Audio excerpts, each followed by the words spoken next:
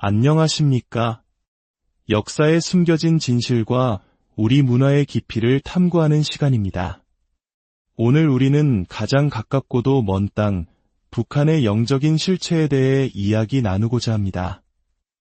이 이야기가 어둠 속에 있는 우리 동포들에게 빛이 되기를 소망하신다면 잠시 시간을 내어 이 채널을 구독하고 좋아요를 눌러주십시오.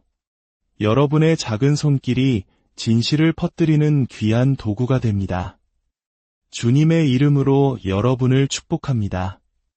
이제 주님 앞에 우리의 마음을 모으는 기도로 이 여정을 시작하겠습니다.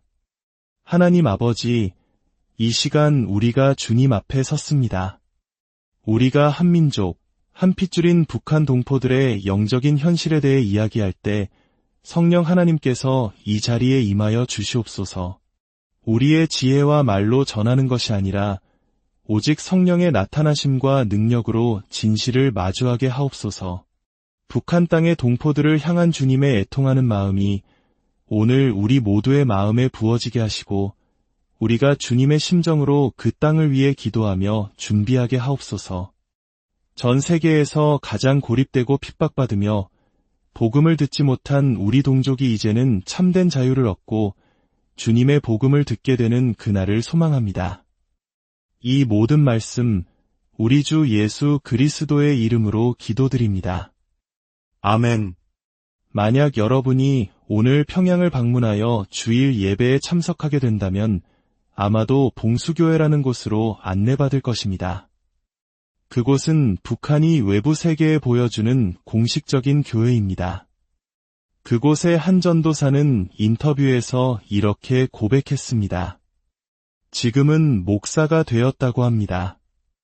저는 기독교인이기 때문에 주일이면 교회에 나옵니다.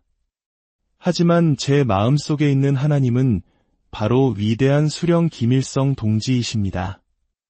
죽은 예수가 다시 살아난다는 부활은 믿지 않습니다. 과학의 시대에 사람이 죽었다가 다시 살아난다는 것을 믿을 사람이 어디 있겠습니까? 어떻게 한 교회의 지도자 입에서 이런 말이 나올 수 있을까요? 어떻게 이런 믿음이 가능한 것일까요? 그 해답은 그들이 태어나는 순간부터 받는 교육에 있습니다. 북한의 아이들은 어린이집과 유치원 시절부터 김일성, 김정일, 김정은 3대에 대한 우상화 교육을 받습니다. 예를 들어 북한의 초등학교 3학년 국어 교과서를 보면 이런 내용이 나옵니다. 남쪽, 즉 대한민국은 가난에 찌들어 소년들은 구두를 닦고 소녀들은 껌을 팔며 비참하게 산다고 가르칩니다. 물론 한국전쟁 직후 우리에게도 어려운 시절이 있었지만 지금의 대한민국은 세계가 부러워하는 경제대국이 되었습니다. 하지만 북한의 아이들은 여전히 남쪽 동포들이 굶주리고 있다고 배우며 거짓된 증오심을 키웁니다. 더욱 놀라운 것은 교과서가 김씨 일가를 신적인 존재로 묘사하는 방식입니다. 김일성 장군님은 땅을 접어 순식간에 이동하는 축지법을 쓰시고 위대한 영도자 김정일 원수님은 시간을 마음대로 줄이고 늘리는 축시법을 쓰신다. 축시법이라는 것은 한번 사용하면 바닷가가 순식간에 육지로 변하고 100년이 걸릴 일을 단 1년 만에 해치운다고 가르칩니다. 심지어 김정일이 통일 축시법을 쓰면 콘크리트 장벽도 모래처럼 무너지고 통일이 이루어진다고 배웠습니다. 그들이 말하는 통일이 이루어지지 않은 이유는 김정일이 그 기술을 미처 사용하지 못하고 죽었기 때문입니다. 이것은 단순히 교과서에만 나오는 이야기가 아닙니다. 텔레비전, 노래, 오케스트라 공연, 뮤직비디오 등 모든 매체를 통해 반복적으로 세뇌됩니다.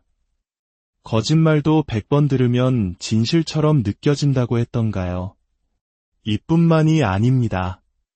홍길동처럼 몸을 여러 곳에 동시에 나타내는 분신술, 솔방울로 총알을 만들고 나뭇잎 하나를 타고 큰 강을 건너는 이야기까지 마치 성경 속 예수님의 기적을 모방하고 그것을 능가하는 것처럼 묘사합니다. 예수님께서 물 위를 걸으셨다면 김일성은 나뭇잎을 타고 강을 건넜다고 가르치는 것입니다. 이러한 교육의 정점은 기독교의 핵심 교리를 노골적으로 예곡하는 데서 드러납니다. 북한에는 소위 주체 사도신경이라는 것이 존재합니다. 그 내용은 이렇습니다. 전능하사 당과 인민을 영도하시는 김일성 주석을 내가 믿사오며 그 외아들 김정일 동지를 내가 믿사오니 이는 공산당으로 잉태하사 미 제국주의자들에게 박해를 받으시고 이는 기독교의 사도신경을 끔찍하게 변질시킨 것입니다. 실제로 북한에서는 김일성 그이는 하나님이라는 제목의 책을 버젓이 출판하여 외국인들이 묵는 호텔에서 판매하기도 합니다. 한 한국인 목사님이 우연히 이 책을 발견하고 그 내용을 세상에 공개하면서 큰 충격을 주었습니다. 김일성이 죽고 난 후에는 김정일이 그 신의 자리를 이어받았습니다. 북한의 유일한 공식 신문인 노동신문은 1996년 수백만 명이 굶어 죽어가던 고난의 행군 시기에 이런 기사를 실었습니다. 이북은 이 땅의 천국이며 인민들은 천국의 삶을 누리고 있다. 하나님이 계신 곳은 바로 이북이며 이 천국을 만드신 김정일 영도자님은 정녕 이 땅 위에 계시는 하나님이시다. 수십만, 수백만의 동포들이 굶주림에 쓰러져 가던 바로 그 순간에 북한 정권은 자신들의 지도자가 살아있는 하나님이며 북한은 지상낙원이라는 터무니없는 거짓말을 퍼뜨리고 있었습니다.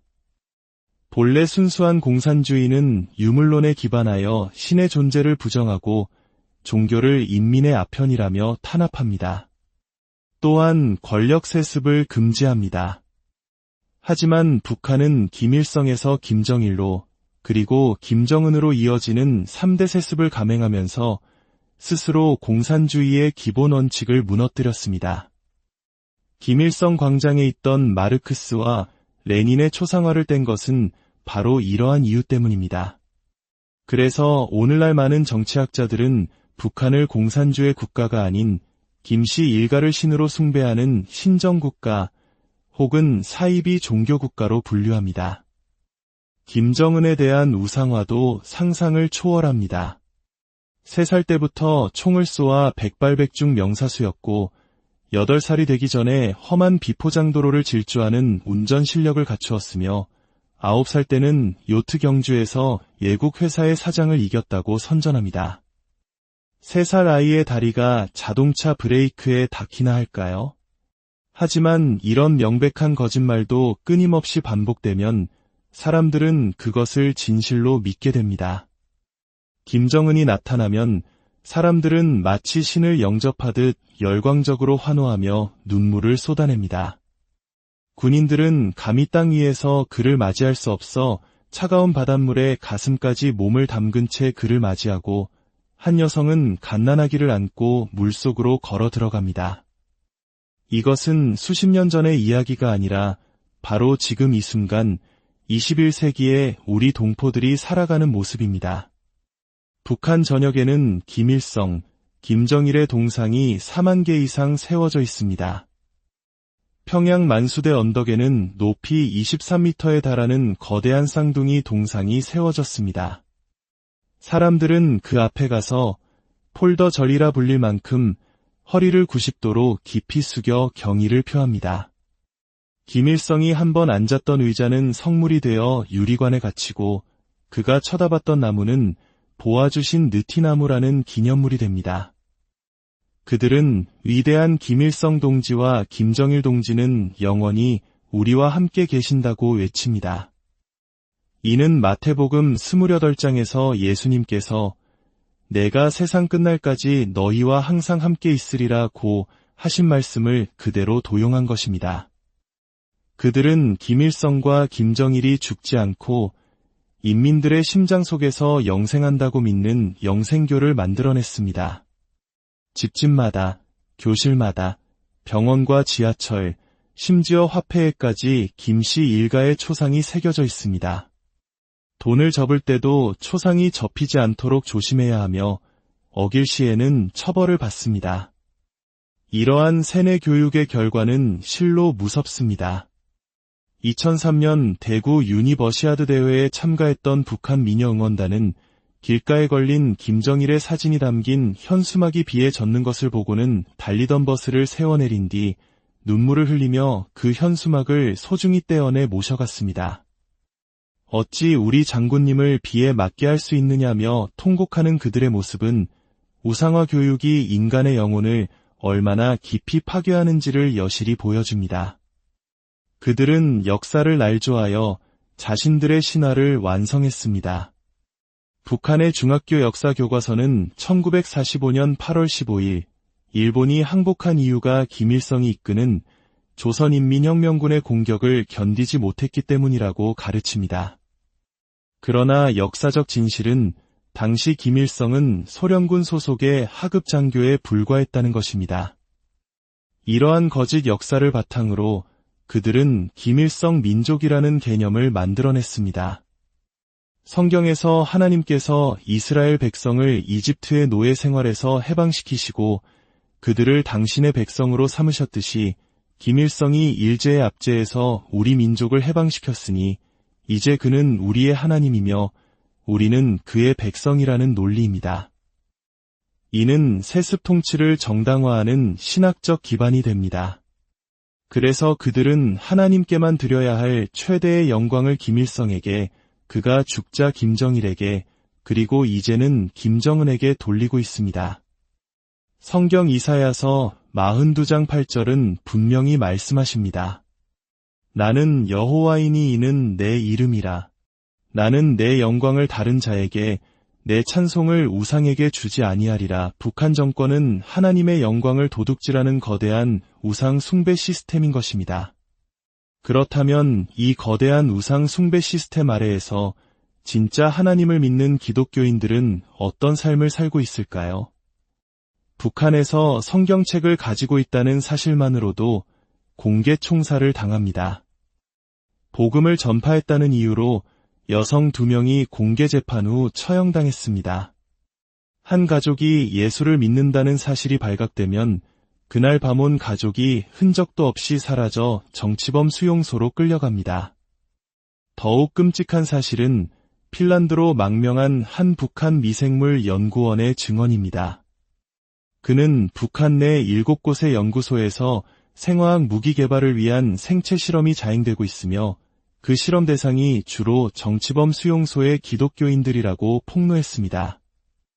유리관 속에 사람을 가두고 독가스를 주입하여 죽어가는 과정을 데이터로 기록하는 나치 독일의 만행을 떠올리게 하는 끔찍한 일이 지금 이 순간에도 벌어지고 있는 것입니다. 한 연구소에서만 1년에 200여 명, 전국 7곳이라면 단순 계산으로도 수많은 기독교인들이 생체 실험으로 순교하고 있을지 모릅니다. 지금 대한민국에서는 예수 믿는다는 이유로 뺨 한 대 맞기도 어렵습니다. 그러나 저 북녘 땅에서는 수많은 형제자매들이 예수 그리스도의 이름 때문에 목숨을 잃고 있습니다. 하지만 놀라운 것은 이 극심한 박해 속에서도 북한의 지하교회 성도 수는 계속해서 늘어나고 있다는 사실입니다. 수십 년 전 20만 명으로 추산되던 성도의 수가 이제는 40만 명에 이른다고 합니다. 이는 순전히 하나님의 역사하심입니다. 사도행전에서 사울이 그리스도인들을 핍박할 때 부활하신 예수님께서 그에게 나타나 말씀하셨습니다. 나는 내가 박해하는 예수라. 성도들의 고통은 곧 예수님의 고통입니다. 성경은 교회를 그리스도의 몸이라 말하며 성도 한 사람 한 사람을 그 지체라고 가르칩니다. 북한 수용소에서 성도들이 매를 맞고 굶주리며 생체 실험을 당할 때 주님께서도 함께 아파하고 고통받고 계십니다. 언젠가 우리가 주님 앞에 섰을 때 주님께서 이렇게 물으실지 모릅니다. 내가 북한 땅에서 굶주릴 때 너는 나를 위해 기도하지 않았고 내가 수용소에 갇혀 고통받을 때 너는 나를 외면했다. 우리 민족의 비극적인 분단이 80년을 향해 가고 있습니다. 하나님의 소원은 무엇일까요? 한 탈북민 할머니가 있었습니다.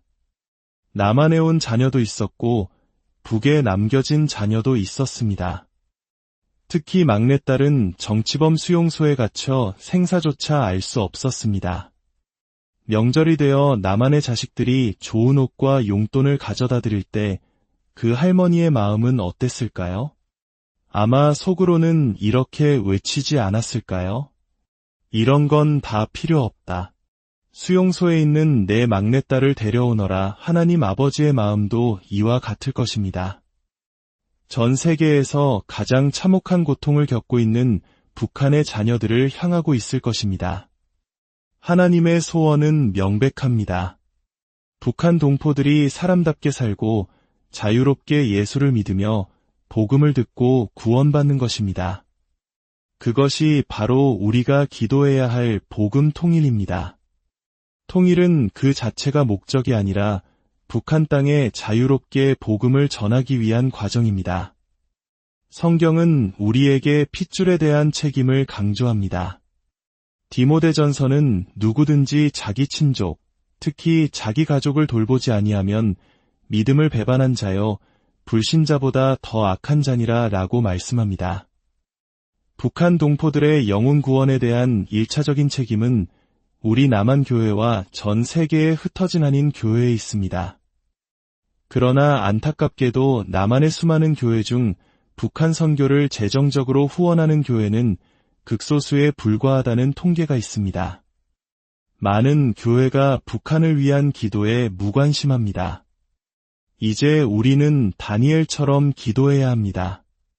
그는 바벨론 포로 생활 70년이 끝날이라는 예레미야의 예언을 읽고 민족의 죄와 자신의 죄를 회개하며 금식하며 기도했습니다.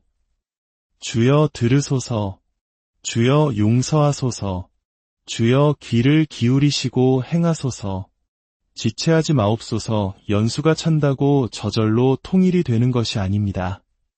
2600만 영혼을 얻기 위해 우리의 눈물과 금식, 헌신과 결단이 필요합니다. 우리는 그 값을 치러야 합니다. 하나님께서 기뻐하시는 금식은 압제당하는 자를 자유하게 하며 모든 멍에를 꺾는 것이라고 이사야 선지자는 외쳤습니다. 북한 동포들을 묶고 있는 주체 사상이라는 흉악의 결박을 끊고 우상 숭배의 멍에를 꺾기 위해 우리 한국 교회가 깨어 기도해야 합니다. 언젠가 통일의 문이 갑자기 열렸을 때 그 땅에 가장 먼저 들어가는 것이 신천지와 같은 이단이나 부동산 투기꾼이 되어서는 안 됩니다.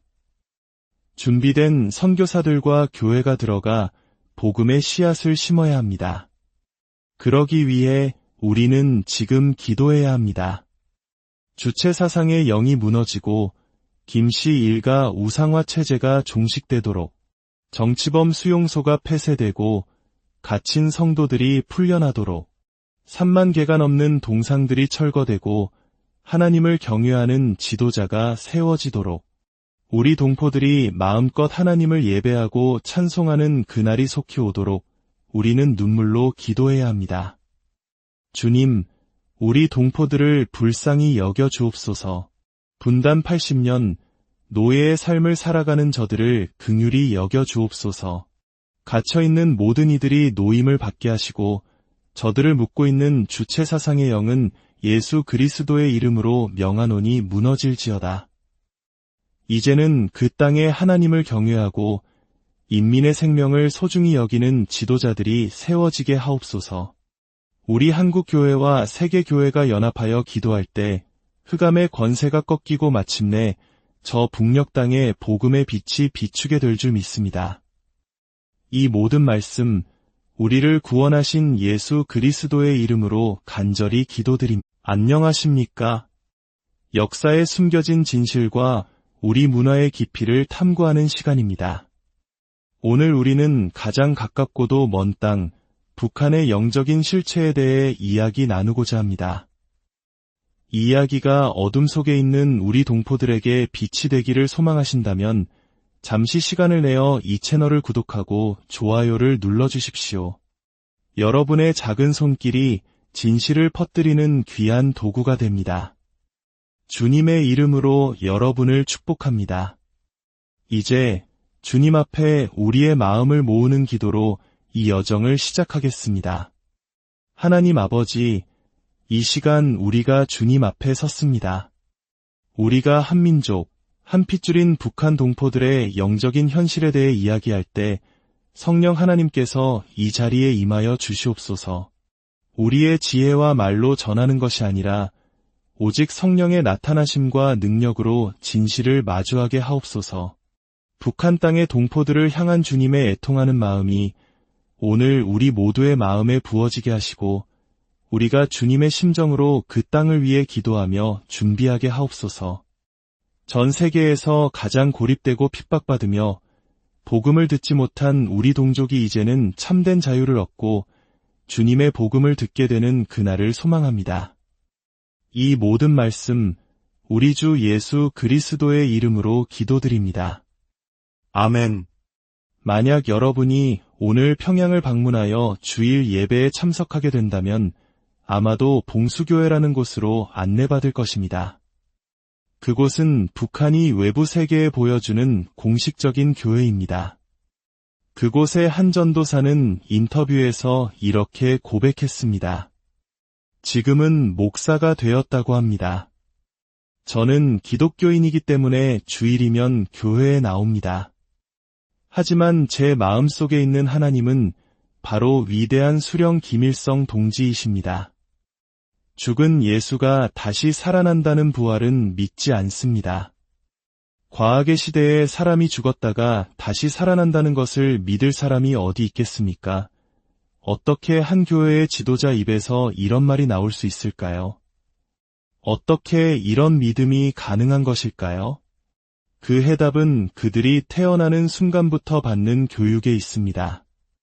북한의 아이들은 어린이집과 유치원 시절부터 김일성, 김정일, 김정은 3대에 대한 우상화 교육을 받습니다. 예를 들어 북한의 초등학교 3학년 국어 교과서를 보면 이런 내용이 나옵니다. 남쪽, 즉 대한민국은 가난에 찌들어 소년들은 구두를 닦고 소녀들은 껌을 팔며 비참하게 산다고 가르칩니다. 물론 한국전쟁 직후 우리에게도 어려운 시절이 있었지만 지금의 대한민국은 세계가 부러워하는 경제대국이 되었습니다. 하지만 북한의 아이들은 여전히 남쪽 동포들이 굶주리고 있다고 배우며 거짓된 증오심을 키웁니다. 더욱 놀라운 것은 교과서가 김씨 일가를 신적인 존재로 묘사하는 방식입니다. 김일성 장군님은 땅을 접어 순식간에 이동하는 축지법을 쓰시고 위대한 영도자 김정일 원수님은 시간을 마음대로 줄이고 늘리는 축시법을 쓰신다. 축시법이라는 것은 한 번 사용하면 바닷가가 순식간에 육지로 변하고 100년이 걸릴 일을 단 1년 만에 해치운다고 가르칩니다. 심지어 김정일이 통일 축시법을 쓰면 콘크리트 장벽도 모래처럼 무너지고 통일이 이루어진다고 배웠습니다. 그들이 말하는 통일이 이루어지지 않은 이유는 김정일이 그 기술을 미처 사용하지 못하고 죽었기 때문입니다. 이것은 단순히 교과서에만 나오는 이야기가 아닙니다. 텔레비전, 노래, 오케스트라 공연, 뮤직비디오 등 모든 매체를 통해 반복적으로 세뇌됩니다. 거짓말도 100번 들으면 진실처럼 느껴진다고 했던가요? 이뿐만이 아닙니다. 홍길동처럼 몸을 여러 곳에 동시에 나타내는 분신술, 솔방울로 총알을 만들고 나뭇잎 하나를 타고 큰 강을 건너는 이야기까지 마치 성경 속 예수님의 기적을 모방하고 그것을 능가하는 것처럼 묘사합니다. 예수님께서 물 위를 걸으셨다면 김일성은 나뭇잎을 타고 강을 건넜다고 가르치는 것입니다. 이러한 교육의 정점은 기독교의 핵심 교리를 노골적으로 예곡하는 데서 드러납니다. 북한에는 소위 주체 사도신경이라는 것이 존재합니다. 그 내용은 이렇습니다. 전능하사 당과 인민을 영도하시는 김일성 주석을 내가 믿사오며 그 외아들 김정일 동지를 내가 믿사오니 이는 공산당으로 잉태하사 미 제국주의자들에게 박해를 받으시고 이는 기독교의 사도신경을 끔찍하게 변질시킨 것입니다. 실제로 북한에서는 김일성 그이는 하나님이라는 제목의 책을 버젓이 출판하여 외국인들이 묵는 호텔에서 판매하기도 합니다. 한 한국인 목사님이 우연히 이 책을 발견하고 그 내용을 세상에 공개하면서 큰 충격을 주었습니다. 김일성이 죽고 난 후에는 김정일이 그 신의 자리를 이어받았습니다. 북한의 유일한 공식 신문인 노동신문은 1996년 수백만 명이 굶어 죽어가던 고난의 행군 시기에 이런 기사를 실었습니다. 이북은 이 땅의 천국이며 인민들은 천국의 삶을 누리고 있다. 하나님이 계신 곳은 바로 이북이며 이 천국을 만드신 김정일 영도자님은 정녕 이 땅 위에 계시는 하나님이시다. 수십만, 수백만의 동포들이 굶주림에 쓰러져 가던 바로 그 순간에 북한 정권은 자신들의 지도자가 살아있는 하나님이며 북한은 지상낙원이라는 터무니없는 거짓말을 퍼뜨리고 있었습니다. 본래 순수한 공산주의는 유물론에 기반하여 신의 존재를 부정하고 종교를 인민의 아편이라며 탄압합니다. 또한 권력 세습을 금지합니다. 하지만 북한은 김일성에서 김정일로 그리고 김정은으로 이어지는 3대 세습을 감행하면서 스스로 공산주의의 기본 원칙을 무너뜨렸습니다.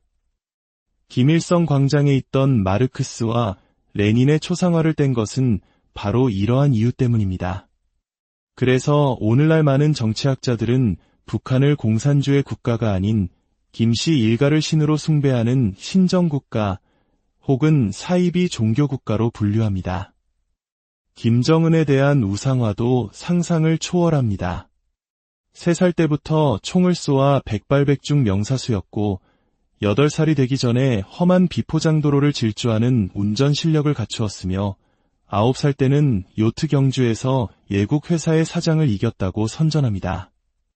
3살 아이의 다리가 자동차 브레이크에 닿기나 할까요? 하지만 이런 명백한 거짓말도 끊임없이 반복되면 사람들은 그것을 진실로 믿게 됩니다. 김정은이 나타나면 사람들은 마치 신을 영접하듯 열광적으로 환호하며 눈물을 쏟아냅니다. 군인들은 감히 땅 위에서 그를 맞이할 수 없어 차가운 바닷물에 가슴까지 몸을 담근 채 그를 맞이하고 한 여성은 갓난아기를 안고 물속으로 걸어 들어갑니다.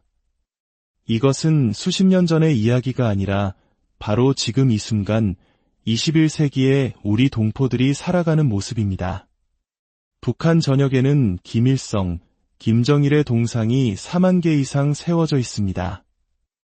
평양 만수대 언덕에는 높이 23m에 달하는 거대한 쌍둥이 동상이 세워졌습니다. 사람들은 그 앞에 가서 폴더 절이라 불릴 만큼 허리를 90도로 깊이 숙여 경의를 표합니다. 김일성이 한번 앉았던 의자는 성물이 되어 유리관에 갇히고 그가 쳐다봤던 나무는 보아주신 느티나무라는 기념물이 됩니다. 그들은 위대한 김일성 동지와 김정일 동지는 영원히 우리와 함께 계신다고 외칩니다. 이는 마태복음 28장에서 예수님께서 내가 세상 끝날까지 너희와 항상 함께 있으리라고 하신 말씀을 그대로 도용한 것입니다. 그들은 김일성과 김정일이 죽지 않고 인민들의 심장 속에서 영생한다고 믿는 영생교를 만들어냈습니다. 집집마다, 교실마다, 병원과 지하철, 심지어 화폐에까지 김씨 일가의 초상이 새겨져 있습니다. 돈을 접을 때도 초상이 접히지 않도록 조심해야 하며 어길 시에는 처벌을 받습니다. 이러한 세뇌 교육의 결과는 실로 무섭습니다. 2003년 대구 유니버시아드 대회에 참가했던 북한 미녀 응원단은 길가에 걸린 김정일의 사진이 담긴 현수막이 비에 젖는 것을 보고는 달리던 버스를 세워내린 뒤 눈물을 흘리며 그 현수막을 소중히 떼어내 모셔갔습니다. 어찌 우리 장군님을 비에 맞게 할 수 있느냐며 통곡하는 그들의 모습은 우상화 교육이 인간의 영혼을 얼마나 깊이 파괴하는지를 여실히 보여줍니다.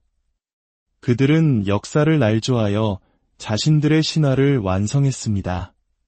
북한의 중학교 역사 교과서는 1945년 8월 15일 일본이 항복한 이유가 김일성이 이끄는 조선인민혁명군의 공격을 견디지 못했기 때문이라고 가르칩니다. 그러나 역사적 진실은 당시 김일성은 소련군 소속의 하급 장교에 불과했다는 것입니다. 이러한 거짓 역사를 바탕으로 그들은 김일성 민족이라는 개념을 만들어냈습니다. 성경에서 하나님께서 이스라엘 백성을 이집트의 노예 생활에서 해방시키시고 그들을 당신의 백성으로 삼으셨듯이 김일성이 일제의 압제에서 우리 민족을 해방시켰으니 이제 그는 우리의 하나님이며 우리는 그의 백성이라는 논리입니다. 이는 세습 통치를 정당화하는 신학적 기반이 됩니다. 그래서 그들은 하나님께만 드려야 할 최대의 영광을 김일성에게, 그가 죽자 김정일에게, 그리고 이제는 김정은에게 돌리고 있습니다. 성경 이사야서 42장 8절은 분명히 말씀하십니다. 나는 여호와이니 이는 내 이름이라.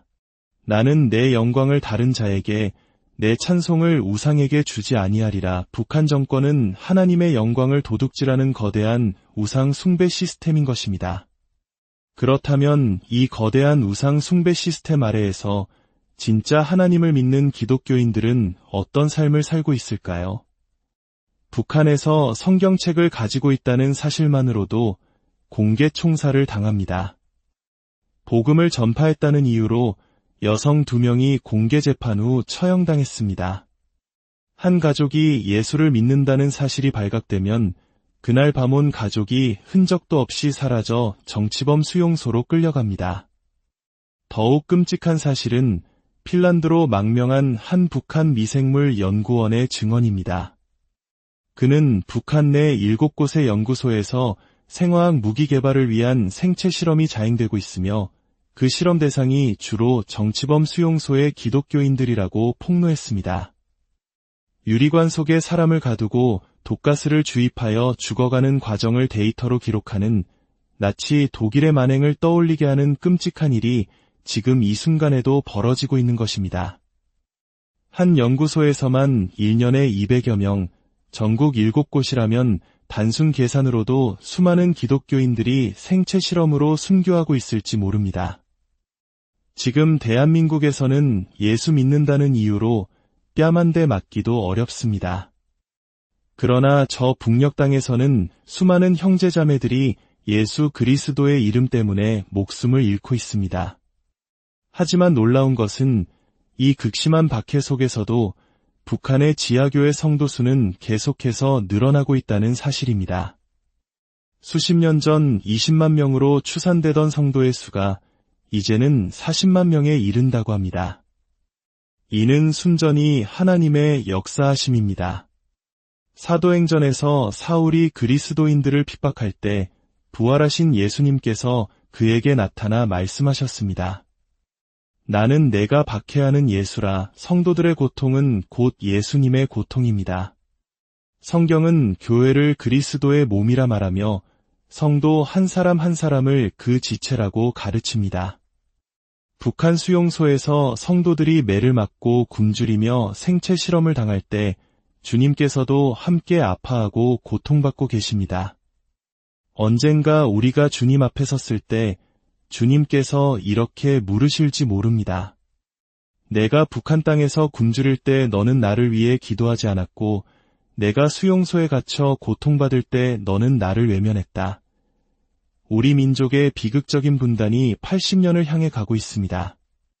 하나님의 소원은 무엇일까요? 한 탈북민 할머니가 있었습니다. 남한에 온 자녀도 있었고 북에 남겨진 자녀도 있었습니다. 특히 막내딸은 정치범 수용소에 갇혀 생사조차 알 수 없었습니다. 명절이 되어 남한의 자식들이 좋은 옷과 용돈을 가져다 드릴 때 그 할머니의 마음은 어땠을까요? 아마 속으로는 이렇게 외치지 않았을까요? 이런 건 다 필요 없다. 수용소에 있는 내 막내딸을 데려오너라. 하나님 아버지의 마음도 이와 같을 것입니다. 전 세계에서 가장 참혹한 고통을 겪고 있는 북한의 자녀들을 향하고 있을 것입니다. 하나님의 소원은 명백합니다. 북한 동포들이 사람답게 살고 자유롭게 예수를 믿으며 복음을 듣고 구원받는 것입니다. 그것이 바로 우리가 기도해야 할 복음 통일입니다. 통일은 그 자체가 목적이 아니라 북한 땅에 자유롭게 복음을 전하기 위한 과정입니다. 성경은 우리에게 핏줄에 대한 책임을 강조합니다. 디모데전서는 누구든지 자기 친족, 특히 자기 가족을 돌보지 아니하면 믿음을 배반한 자여 불신자보다 더 악한 자니라 라고 말씀합니다. 북한 동포들의 영혼 구원에 대한 1차적인 책임은 우리 남한교회와 전 세계에 흩어진 한인 교회에 있습니다. 그러나 안타깝게도 남한의 수많은 교회 중 북한 선교를 재정적으로 후원하는 교회는 극소수에 불과하다는 통계가 있습니다. 많은 교회가 북한을 위한 기도에 무관심합니다. 이제 우리는 다니엘처럼 기도해야 합니다. 그는 바벨론 포로 생활 70년이 끝날이라는 예레미야의 예언을 읽고 민족의 죄와 자신의 죄를 회개하며 금식하며 기도했습니다. 주여 들으소서, 주여 용서하소서, 주여 귀를 기울이시고 행하소서, 지체하지 마옵소서. 연수가 찬다고 저절로 통일이 되는 것이 아닙니다. 2600만 영혼을 얻기 위해 우리의 눈물과 금식, 헌신과 결단이 필요합니다. 우리는 그 값을 치러야 합니다. 하나님께서 기뻐하시는 금식은 압제당하는 자를 자유하게 하며 모든 멍에를 꺾는 것이라고 이사야 선지자는 외쳤습니다. 북한 동포들을 묶고 있는 주체 사상이라는 흉악의 결박을 끊고 우상 숭배의 멍에를 꺾기 위해 우리 한국 교회가 깨어 기도해야 합니다. 언젠가 통일의 문이 갑자기 열렸을 때 그 땅에 가장 먼저 들어가는 것이 신천지와 같은 이단이나 부동산 투기꾼이 되어서는 안 됩니다. 준비된 선교사들과 교회가 들어가 복음의 씨앗을 심어야 합니다. 그러기 위해 우리는 지금 기도해야 합니다. 주체 사상의 영이 무너지고 김씨 일가 우상화 체제가 종식되도록, 정치범 수용소가 폐쇄되고 갇힌 성도들이 풀려나도록, 3만 개가 넘는 동상들이 철거되고 하나님을 경외하는 지도자가 세워지도록, 우리 동포들이 마음껏 하나님을 예배하고 찬송하는 그날이 속히 오도록 우리는 눈물로 기도해야 합니다.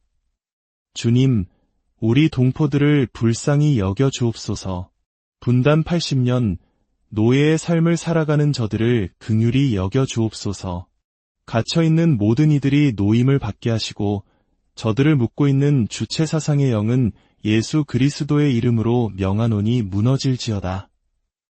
이제는 그 땅에 하나님을 경외하고 인민의 생명을 소중히 여기는 지도자들이 세워지게 하옵소서. 우리 한국교회와 세계교회가 연합하여 기도할 때 흑암의 권세가 꺾이고 마침내 저 북녘 땅에 복음의 빛이 비추게 될 줄 믿습니다. 이 모든 말씀, 우리를 구원하신 예수 그리스도의 이름으로 간절히 기도드립니다. 안녕하십니까? 역사에 숨겨진 진실과 우리 문화의 깊이를 탐구하는 시간입니다. 오늘 우리는 가장 가깝고도 먼 땅, 북한의 영적인 실체에 대해 이야기 나누고자 합니다. 이 이야기가 어둠 속에 있는 우리 동포들에게 빛이 되기를 소망하신다면 잠시 시간을 내어 이 채널을 구독하고 좋아요를 눌러주십시오. 여러분의 작은 손길이 진실을 퍼뜨리는 귀한 도구가 됩니다. 주님의 이름으로 여러분을 축복합니다. 이제 주님 앞에 우리의 마음을 모으는 기도로 이 여정을 시작하겠습니다. 하나님 아버지, 이 시간 우리가 주님 앞에 섰습니다. 우리가 한민족, 한 핏줄인 북한 동포들의 영적인 현실에 대해 이야기할 때 성령 하나님께서 이 자리에 임하여 주시옵소서. 우리의 지혜와 말로 전하는 것이 아니라 오직 성령의 나타나심과 능력으로 진실을 마주하게 하옵소서. 북한 땅의 동포들을 향한 주님의 애통하는 마음이 오늘 우리 모두의 마음에 부어지게 하시고 우리가 주님의 심정으로 그 땅을 위해 기도하며 준비하게 하옵소서. 전 세계에서 가장 고립되고 핍박받으며 복음을 듣지 못한 우리 동족이 이제는 참된 자유를 얻고 주님의 복음을 듣게 되는 그날을 소망합니다. 이 모든 말씀 우리 주 예수 그리스도의 이름으로 기도드립니다. 아멘. 만약 여러분이 오늘 평양을 방문하여 주일 예배에 참석하게 된다면 아마도 봉수교회라는 곳으로 안내받을 것입니다. 그곳은 북한이 외부 세계에 보여주는 공식적인 교회입니다. 그곳의 한 전도사는 인터뷰에서 이렇게 고백했습니다. 지금은 목사가 되었다고 합니다. 저는 기독교인이기 때문에 주일이면 교회에 나옵니다.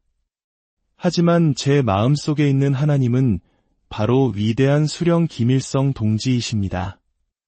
죽은 예수가 다시 살아난다는 부활은 믿지 않습니다. 과학의 시대에 사람이 죽었다가 다시 살아난다는 것을 믿을 사람이 어디 있겠습니까? 어떻게 한 교회의 지도자 입에서 이런 말이 나올 수 있을까요? 어떻게 이런 믿음이 가능한 것일까요? 그 해답은 그들이 태어나는 순간부터 받는 교육에 있습니다. 북한의 아이들은 어린이집과 유치원 시절부터 김일성, 김정일, 김정은 3대에 대한 우상화 교육을 받습니다. 예를 들어 북한의 초등학교 3학년 국어 교과서를 보면 이런 내용이 나옵니다.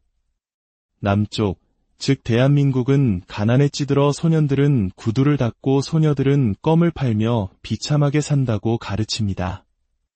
물론 한국전쟁 직후 우리에게도 어려운 시절이 있었지만 지금의 대한민국은 세계가 부러워하는 경제대국이 되었습니다. 하지만 북한의 아이들은 여전히 남쪽 동포들이 굶주리고 있다고 배우며 거짓된 증오심을 키웁니다. 더욱 놀라운 것은 교과서가 김씨 일가를 신적인 존재로 묘사하는 방식입니다. 김일성 장군님은 땅을 접어 순식간에 이동하는 축지법을 쓰시고 위대한 영도자 김정일 원수님은 시간을 마음대로 줄이고 늘리는 축시법을 쓰신다. 축시법이라는 것은 한 번 사용하면 바닷가가 순식간에 육지로 변하고 100년이 걸릴 일을 단 1년 만에 해치운다고 가르칩니다. 심지어 김정일이 통일 축시법을 쓰면 콘크리트 장벽도 모래처럼 무너지고 통일이 이루어진다고 배웠습니다. 그들이 말하는 통일이 이루어지지 않은 이유는 김정일이 그 기술을 미처 사용하지 못하고 죽었기 때문입니다. 이것은 단순히 교과서에만 나오는 이야기가 아닙니다. 텔레비전, 노래, 오케스트라 공연, 뮤직비디오 등 모든 매체를 통해 반복적으로 세뇌됩니다. 거짓말도 100번 들으면 진실처럼 느껴진다고 했던가요? 이뿐만이 아닙니다. 홍길동처럼 몸을 여러 곳에 동시에 나타내는 분신술, 솔방울로 총알을 만들고 나뭇잎 하나를 타고 큰 강을 건너는 이야기까지 마치 성경 속 예수님의 기적을 모방하고 그것을 능가하는 것처럼 묘사합니다.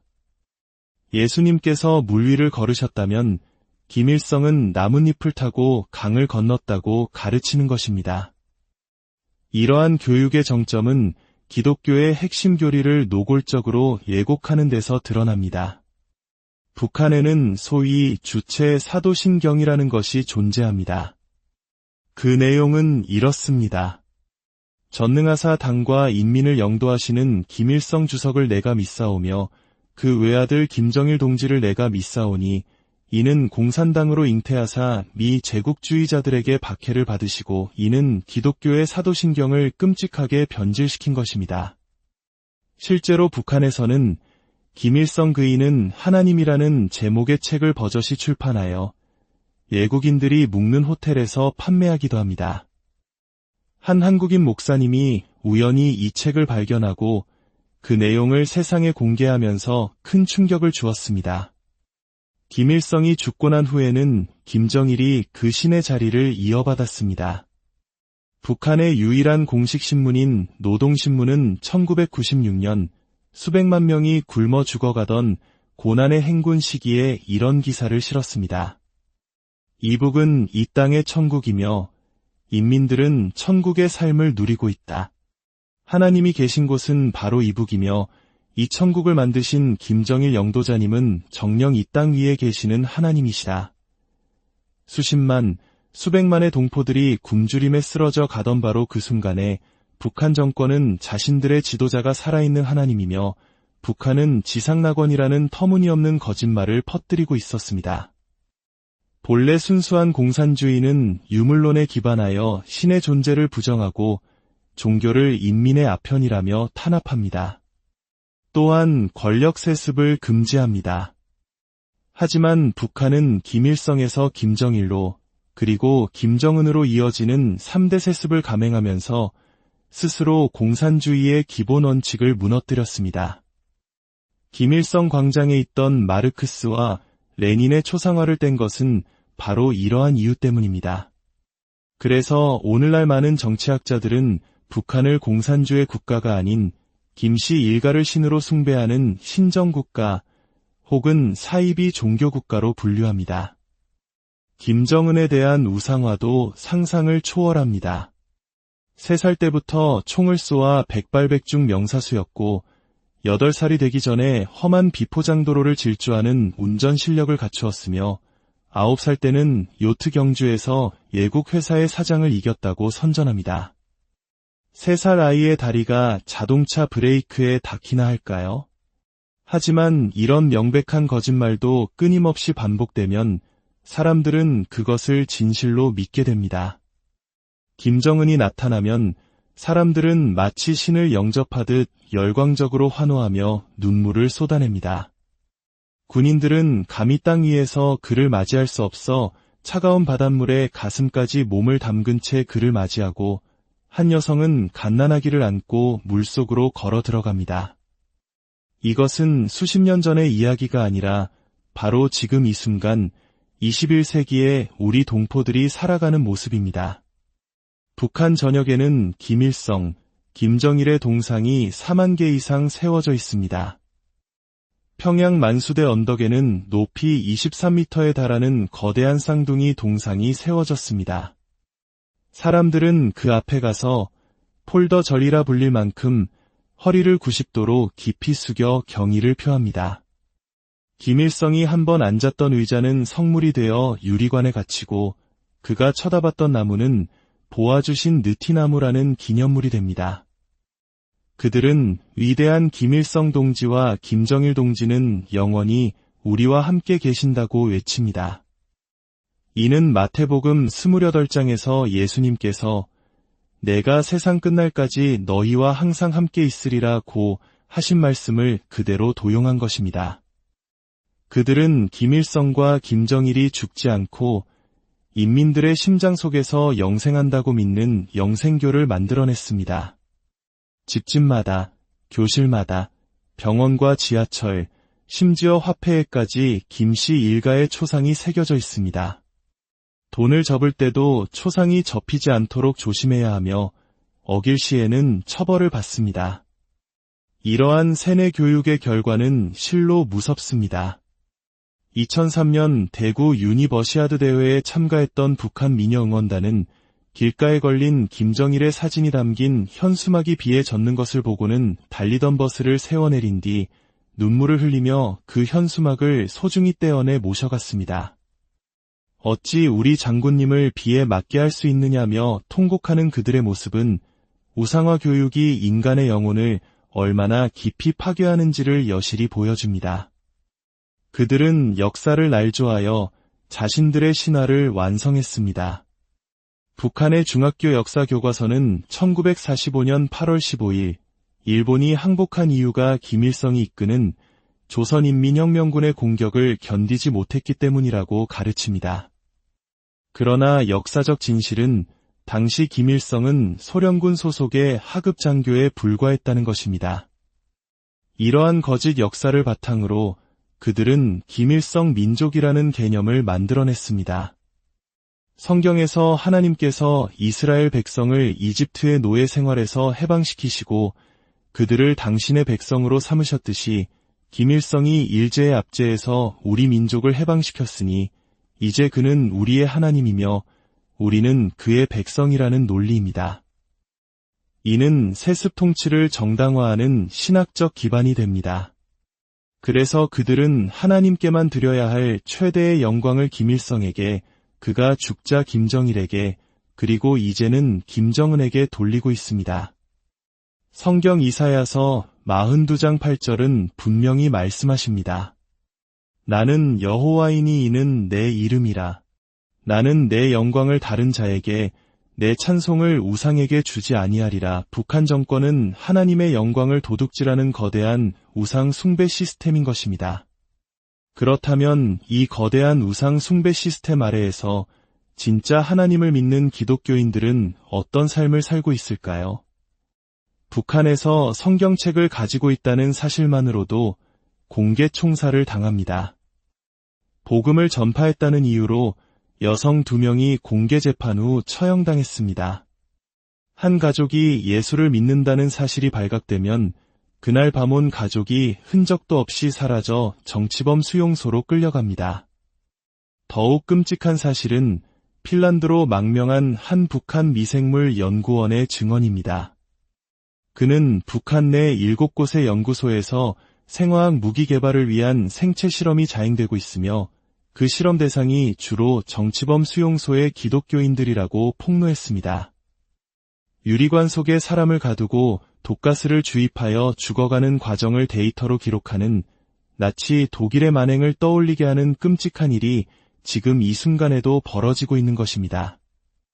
한 연구소에서만 1년에 200여 명, 전국 7곳이라면 단순 계산으로도 수많은 기독교인들이 생체 실험으로 순교하고 있을지 모릅니다. 지금 대한민국에서는 예수 믿는다는 이유로 뺨 한 대 맞기도 어렵습니다. 그러나 저 북녘 땅에서는 수많은 형제자매들이 예수 그리스도의 이름 때문에 목숨을 잃고 있습니다. 하지만 놀라운 것은 이 극심한 박해 속에서도 북한의 지하교회 성도 수는 계속해서 늘어나고 있다는 사실입니다.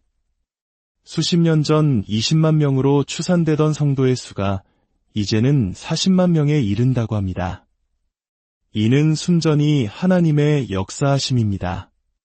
사도행전에서 사울이 그리스도인들을 핍박할 때 부활하신 예수님께서 그에게 나타나 말씀하셨습니다. 나는 내가 박해하는 예수라. 성도들의 고통은 곧 예수님의 고통입니다. 성경은 교회를 그리스도의 몸이라 말하며 성도 한 사람 한 사람을 그 지체라고 가르칩니다. 북한 수용소에서 성도들이 매를 맞고 굶주리며 생체 실험을 당할 때 주님께서도 함께 아파하고 고통받고 계십니다. 언젠가 우리가 주님 앞에 섰을 때 주님께서 이렇게 물으실지 모릅니다. 내가 북한 땅에서 굶주릴 때 너는 나를 위해 기도하지 않았고 내가 수용소에 갇혀 고통받을 때 너는 나를 외면했다. 우리 민족의 비극적인 분단이 80년을 향해 가고 있습니다. 하나님의 소원은 무엇일까요? 한 탈북민 할머니가 있었습니다. 남한에 온 자녀도 있었고 북에 남겨진 자녀도 있었습니다. 특히 막내딸은 정치범 수용소에 갇혀 생사조차 알 수 없었습니다. 명절이 되어 남한의 자식들이 좋은 옷과 용돈을 가져다 드릴 때 그 할머니의 마음은 어땠을까요? 아마 속으로는 이렇게 외치지 않았을까요? 이런 건 다 필요 없다. 수용소에 있는 내 막내딸을 데려오너라. 하나님 아버지의 마음도 이와 같을 것입니다. 전 세계에서 가장 참혹한 고통을 겪고 있는 북한의 자녀들을 향하고 있을 것입니다. 하나님의 소원은 명백합니다. 북한 동포들이 사람답게 살고 자유롭게 예수를 믿으며 복음을 듣고 구원받는 것입니다. 그것이 바로 우리가 기도해야 할 복음 통일입니다. 통일은 그 자체가 목적이 아니라 북한 땅에 자유롭게 복음을 전하기 위한 과정입니다. 성경은 우리에게 핏줄에 대한 책임을 강조합니다. 디모데전서는 누구든지 자기 친족, 특히 자기 가족을 돌보지 아니하면 믿음을 배반한 자여 불신자보다 더 악한 자니라 라고 말씀합니다. 북한 동포들의 영혼 구원에 대한 1차적인 책임은 우리 남한교회와 전 세계에 흩어진 한인 교회에 있습니다. 그러나 안타깝게도 남한의 수많은 교회 중 북한 선교를 재정적으로 후원하는 교회는 극소수에 불과하다는 통계가 있습니다. 많은 교회가 북한을 위한 기도에 무관심합니다. 이제 우리는 다니엘처럼 기도해야 합니다. 그는 바벨론 포로 생활 70년이 끝날이라는 예레미야의 예언을 읽고 민족의 죄와 자신의 죄를 회개하며 금식하며 기도했습니다. 주여 들으소서, 주여 용서하소서, 주여 귀를 기울이시고 행하소서, 지체하지 마옵소서. 연수가 찬다고 저절로 통일이 되는 것이 아닙니다. 2600만 영혼을 얻기 위해 우리의 눈물과 금식, 헌신과 결단이 필요합니다. 우리는 그 값을 치러야 합니다. 하나님께서 기뻐하시는 금식은 압제당하는 자를 자유하게 하며 모든 멍에를 꺾는 것이라고 이사야 선지자는 외쳤습니다. 북한 동포들을 묶고 있는 주체사상이라는 흉악의 결박을 끊고 우상 숭배의 멍에를 꺾기 위해 우리 한국 교회가 깨어 기도해야 합니다. 언젠가 통일의 문이 갑자기 열렸을 때 그 땅에 가장 먼저 들어가는 것이 신천지와 같은 이단이나 부동산 투기꾼이 되어서는 안 됩니다. 준비된 선교사들과 교회가 들어가 복음의 씨앗을 심어야 합니다. 그러기 위해 우리는 지금 기도해야 합니다. 주체사상의 영이 무너지고 김씨 일가 우상화 체제가 종식되도록, 정치범 수용소가 폐쇄되고 갇힌 성도들이 풀려나도록, 3만 개가 넘는 동상들이 철거되고 하나님을 경외하는 지도자가 세워지도록, 우리 동포들이 마음껏 하나님을 예배하고 찬송하는 그날이 속히 오도록 우리는 눈물로 기도해야 합니다. 주님, 우리 동포들을 불쌍히 여겨 주옵소서. 분단 80년 노예의 삶을 살아가는 저들을 긍휼히 여겨 주옵소서. 갇혀있는 모든 이들이 노임을 받게 하시고 저들을 묶고 있는 주체사상의 영은 예수 그리스도의 이름으로 명하노니 무너질지어다. 이제는 그 땅에 하나님을 경외하고 인민의 생명을 소중히 여기는 지도자들이 세워지게 하옵소서. 우리 한국교회와 세계교회가 연합하여 기도할 때 흑암의 권세가 꺾이고 마침내 저 북녘 땅에 복음의 빛이 비추게 될 줄 믿습니다. 이 모든 말씀, 우리를 구원하신 예수 그리스도의 이름으로 간절히 기도드립니다. 안녕하십니까? 역사에 숨겨진 진실과 우리 문화의 깊이를 탐구하는 시간입니다. 오늘 우리는 가장 가깝고도 먼 땅, 북한의 영적인 실체에 대해 이야기 나누고자 합니다. 이 이야기가 어둠 속에 있는 우리 동포들에게 빛이 되기를 소망하신다면 잠시 시간을 내어 이 채널을 구독하고 좋아요를 눌러주십시오. 여러분의 작은 손길이 진실을 퍼뜨리는 귀한 도구가 됩니다. 주님의 이름으로 여러분을 축복합니다. 이제 주님 앞에 우리의 마음을 모으는 기도로 이 여정을 시작하겠습니다. 하나님 아버지, 이 시간 우리가 주님 앞에 섰습니다. 우리가 한민족, 한 핏줄인 북한 동포들의 영적인 현실에 대해 이야기할 때 성령 하나님께서 이 자리에 임하여 주시옵소서. 우리의 지혜와 말로 전하는 것이 아니라 오직 성령의 나타나심과 능력으로 진실을 마주하게 하옵소서. 북한 땅의 동포들을 향한 주님의 애통하는 마음이 오늘 우리 모두의 마음에 부어지게 하시고 우리가 주님의 심정으로 그 땅을 위해 기도하며 준비하게 하옵소서. 전 세계에서 가장 고립되고 핍박받으며 복음을 듣지 못한 우리 동족이 이제는 참된 자유를 얻고 주님의 복음을 듣게 되는 그날을 소망합니다. 이 모든 말씀 우리 주 예수 그리스도의 이름으로 기도드립니다. 아멘. 만약 여러분이 오늘 평양을 방문하여 주일 예배에 참석하게 된다면 아마도 봉수교회라는 곳으로 안내받을 것입니다. 그곳은 북한이 외부 세계에 보여주는 공식적인 교회입니다. 그곳의 한 전도사는 인터뷰에서 이렇게 고백했습니다. 지금은 목사가 되었다고 합니다. 저는 기독교인이기 때문에 주일이면 교회에 나옵니다. 하지만 제 마음속에 있는 하나님은 바로 위대한 수령 김일성 동지이십니다. 죽은 예수가 다시 살아난다는 부활은 믿지 않습니다. 과학의 시대에 사람이 죽었다가 다시 살아난다는 것을 믿을 사람이 어디 있겠습니까? 어떻게 한 교회의 지도자 입에서 이런 말이 나올 수 있을까요? 어떻게 이런 믿음이 가능한 것일까요? 그